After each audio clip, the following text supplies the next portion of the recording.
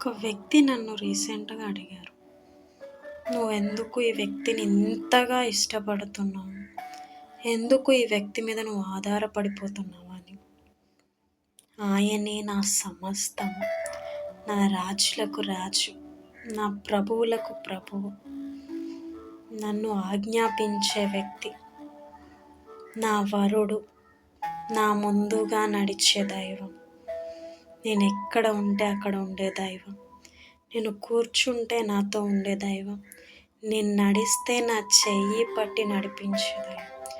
ఒక్క క్షణము కానీ, ఒక్క నిమిషము కానీ నన్ను విడిచిపెట్టని నా దేవుడు.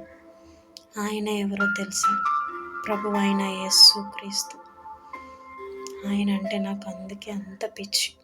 ఈ లోకంలో అందరూ విడిచిపెట్టేస్తారు కానీ ఆయన విడిచిపెట్టరు. He is Jesus.